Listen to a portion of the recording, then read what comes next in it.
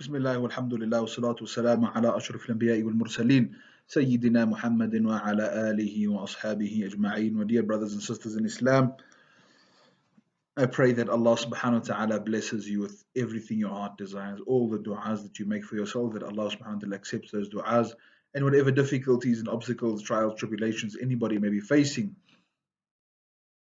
we pray that Allah subhanahu wa ta'ala through His grace and mercy and through the barakah of Rasulullah sallallahu alayhi wasallam, we pray that Allah subhanahu wa ta'ala alleviates all of those difficulties, removes all those obstacles and grants all of us عافية تامة كاملة دائمة مستمرة Ameen Ya Rabb al-Alameen.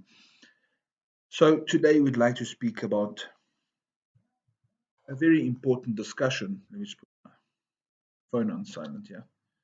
We'd like to speak about something very important, and it has to do with ourselves as Muslims and our contribution to society in general, right? There's a statement that I learned from a friend, and my grandfather used to tell it to us as well, that you're an ambassador for yourself, for your family, and where you come from. And I'm going to extend that we are firstly ambassadors for Islam.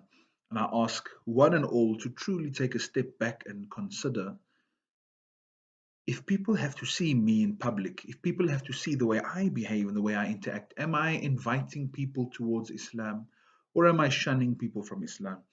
When people interact with me, do I leave them with a message or some bit of advice or something that they can take home and benefit in their Islam, or do I leave them and there was no benefit truly to the conversation? In fact, there's a hadith that says any conversation in which there is no mention of Allah subhanahu wa ta'ala is like the carcass of a dead donkey.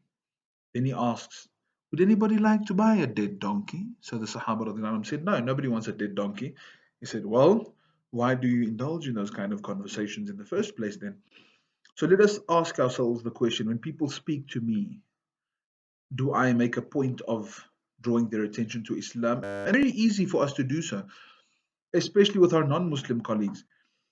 And it's something that we need to imbibe within ourselves, but it is something that I think stems from, well, we're not doing it, and it stems from an inferiority complex. It stems from us feeling shy about our Islamic identity.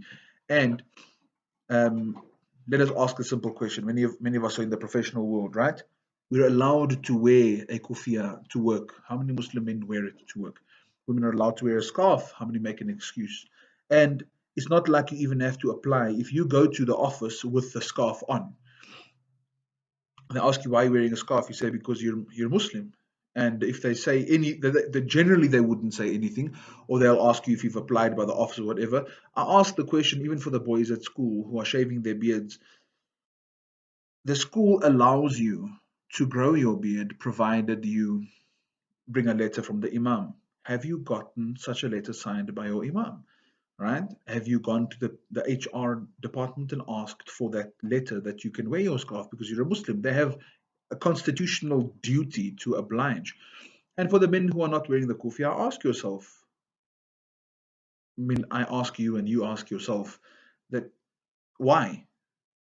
Because I can assure you many times you will find, if not most of the time you will find, that the non-Muslim people in your workplace would respect you more as an employee, or they would respect you more as subhanallah, because you're wearing Islam. There was two guys that went for a business interview in England, believe this or not.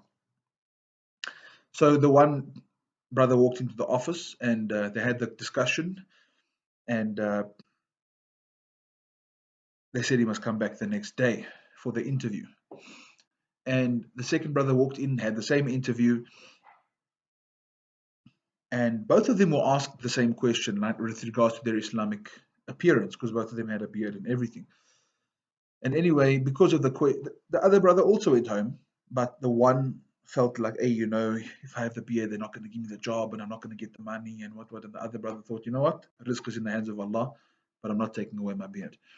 And the one brother shaved his beard, and the other one decided to go back to work the next day in the very same appearance. And when they both walked into the office, they gave the job to the man who kept his beard.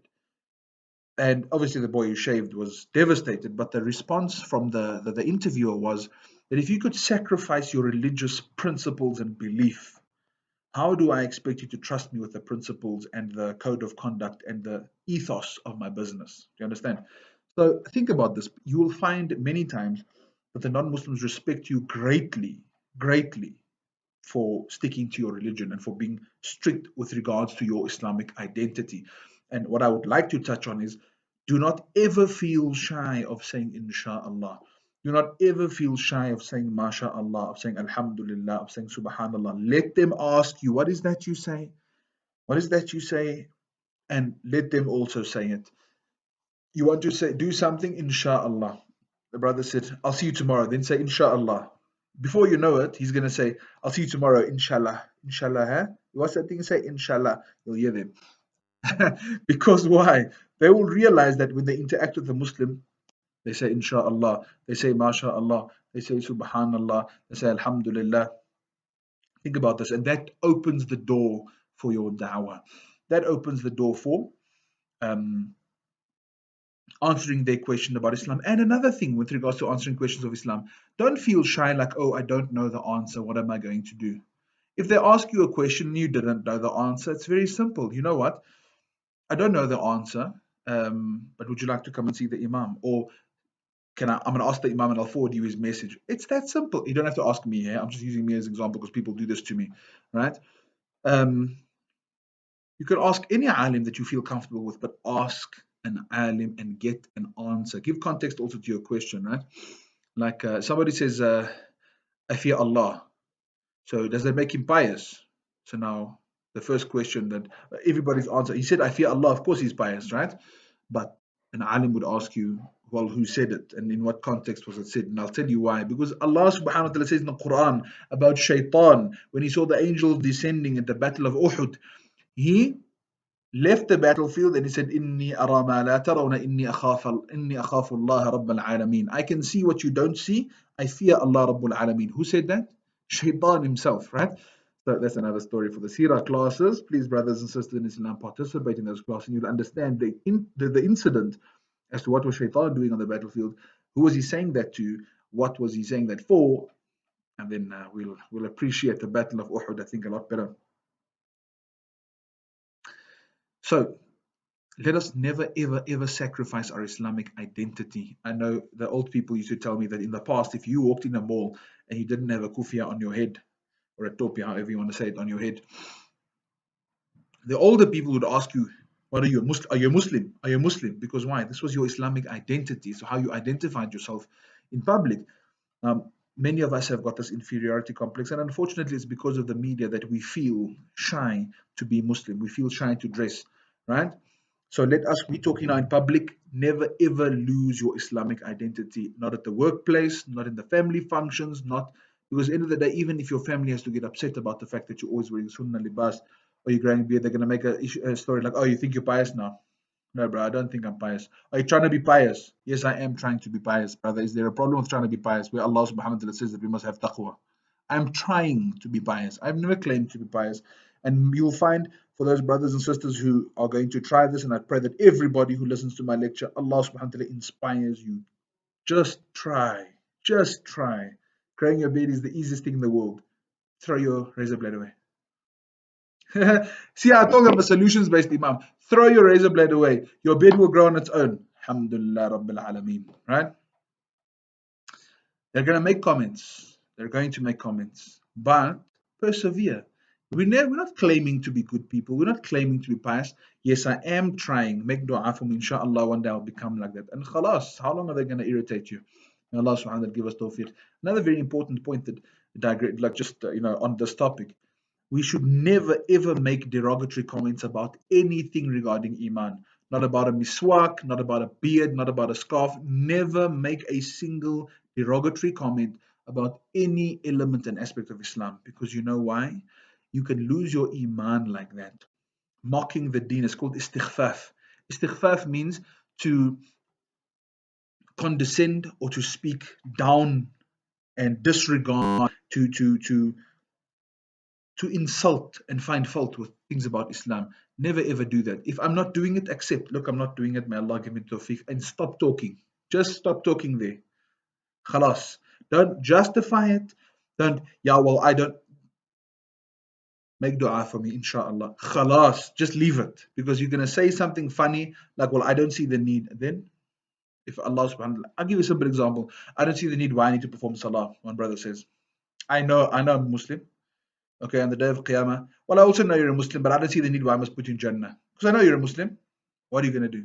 What are you going to do? Think about it that way. Allah give us tawfiq and understanding.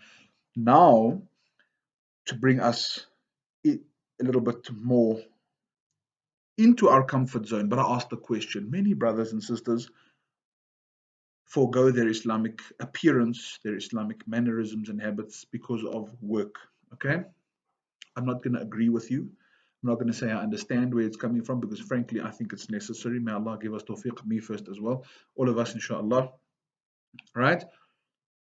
But at home, let us ask ourselves the question, do we speak about deen in our homes or do we feel embarrassed? Oh, I feel shy.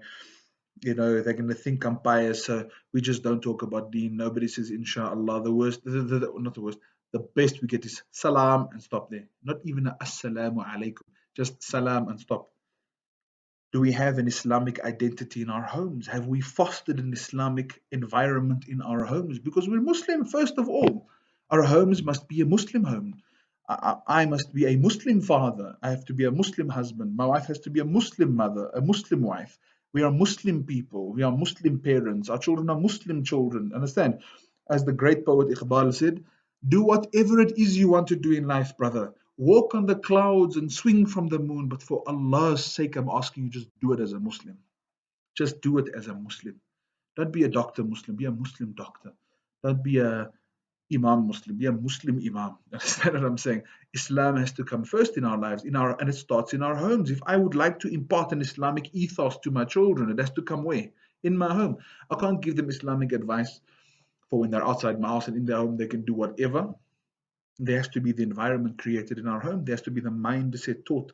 In fact, I was thinking today just how fortunate my children are that they're born Muslim, because there's nothing that they have to forget, no previous life that they have to forget, no previous style that they have to change, no growing up one way and then accepting Islam, then having to change the way you practice, the way you eat, the way they've grown up with that. Many of you are very fortunate in that regard that you've grown up like that. So it's very comfortable and very normal for you. But for many people who've accepted Islam, it's a daily struggle, it's a daily battle.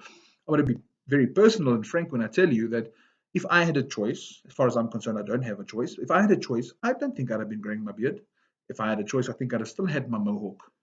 Probably still would have put a tattoo on because that's just how I grew up. You understand? In fact, maybe not a mohawk, maybe it would have had dreadlocks because I thought dreadlocks were pretty cool. Right? I'd be wearing jeans and a t-shirt. I used to dress with my DC sneakers and my jeans. I thought I looked pretty good, right? But when we accepted Islam, and you are very fortunate enough to have been born in Islam, it is a gift. And how do I express my gratitude to Allah subhanahu wa ta'ala for granting and conferring this great gift upon me? I have to take it seriously. I have to take it seriously. So I can't say, yeah, well, no, I know a Muslim is supposed to be like that. I know a Muslim, but I don't. That's not how it works. If I claim that I'm submitting to Allah and I'm submitting as I'm a Muslim, then surely I have to behave like that. I have to conduct myself like that. And it has to start where? On me first. So in my comfort zone, in my home, in my personal space, I have to be a Muslim first. So we have to make that effort. And I agree with you. It is an effort. It's not always going to be easy. But at home, nobody stops me from growing my beard. Nobody stops me from my hair. Nobody stops me from my kufiya. Nobody stops me from wearing my kurta at home. But why don't I? Why don't I? I need to create that environment in my home. It's not like I can't disallow immodesty and immorality. I can't disallow, but I will sit with my family and look at it on the television. You understand what I'm saying? Isn't that a bit hypocritical that swearing is out, but I'll watch an age restricted 16 for violence and language? We have to love and respect one another, but I'm watching an age restricted 16, 18 video for violence and language. You understand what I'm saying? No, you're not allowed to have a girlfriend, but I'll watch a love story with my children on the TV. Do you understand what I'm saying? Who am I fooling? So effectively, I am teaching my children hypocrisy in the home, that they must have morals, but we can enjoy people breaking those moral rules. Do you understand? Watching a video, watching a TV, watching a program. Understand what I'm saying? So effectively, we have to reassess ourselves. And this is the message for today, that as much as I have to have an Islamic appearance, I must have an Islamic identity, and I must never be shy of my Islamic identity out of my home. But it has to start inside my house. It has to start on me. No one is stopping me in my personal private space from being a good Muslim, practicing on my deen, libas, sunnah, reading my. Nobody is stopping me.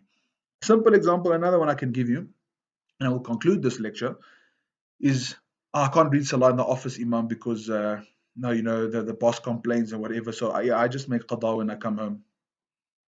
So then why do you still miss your Dhuhr and your Asr on a Saturday, Sunday when you're not working?